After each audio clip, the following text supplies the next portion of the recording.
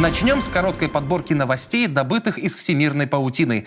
По результатам исследования ученых Сиднейского университета, быстрая ходьба способствует более эффективному продлению жизни, чем медленные прогулки.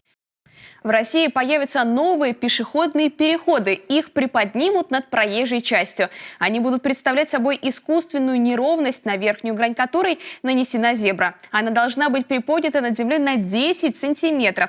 Это заставит водителей тормозить перед переходом, как перед лежачим полицейским. По мнению экспертов, это поможет повысить безопасность на территории жилых кварталов. Каждый 7-й россиянин верит в победу сборной на чемпионате мира 2018. При этом, по данным опроса, спортивные трансляции планируют посмотреть 52% населения страны. Половина респондентов не стали делать прогнозы, но среди тех, кто ответил на вопросы победителя, чаще всего ставили на Россию – 14%, Германию – 13% и Бразилию – 12%. Также в пятерке фаворитов оказались Испания с 5%, Аргентина и Португалия по 2%. Что ж, осталось дождаться начала Мундиаля. Но все равно будем, конечно же, болеть за своих. Употребление бананов защищает от развития атеросклероза, главного провокатора смертельно опасных болезней сердечно-сосудистой системы. Бананы – продукт с высоким содержанием калия, который помогает предотвратить процесс скопления атеросклеротических бляшек в сосудах и артериях. Так что ешьте на здоровье. И в заключении тоже о еде. Рекорд был установлен на аукционе в городе Саппоро.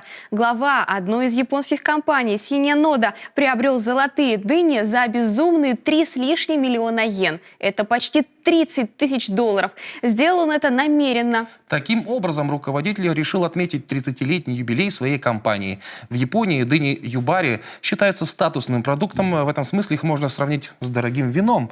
Как правило, их покупают в качестве подарка для близких друзей или деловых партнеров. В прошлом году аналогичные дыни ушли с молотка за 1,5 миллиона йен. Интересно, когда этот директор заработал свой первый миллион йен? Боюсь, мы этого не узнаем, но однозначно в мире есть не то чтобы молодые, а даже юные миллионеры. Да, зарабатывать деньги – это, несомненно, талант.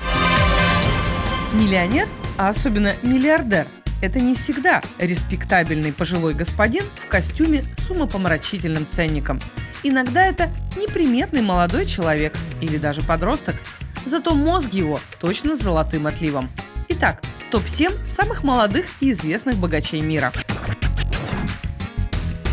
Джордан Кейси. Еще в 13 лет он запустил несколько игр, бьющих рекорды по популярности и ценовому эквиваленту. А все началось с того, что в 9 лет он попросил родителей купить ему обычный учебник по программированию. Джеймс Мюррей Уэльс. Этот юноша из Великобритании заработал свои миллионы благодаря продаже очков. Как-то парню понадобилось приобрести очки, и он узнал, что стоят они минимум 150 фунтов. Проведя собственное расследование, Уэльс узнал, что на самом деле простые очки стоят не больше 7 фунтов. И продавать их можно через интернет, не тратясь на аренду торговых площадей и зарплату продавцов. За первый год на очках Джеймс Уэльс заработал 4 миллиона долларов.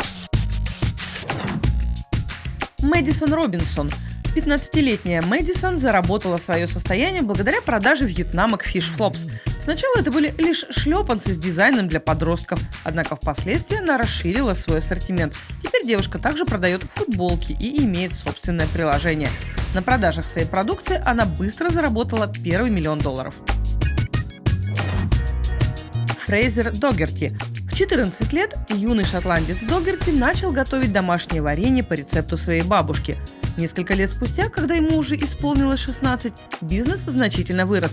Тогда один из крупнейших супермаркетов Великобритании попросил Догерти обеспечить их своей вкусной продукцией.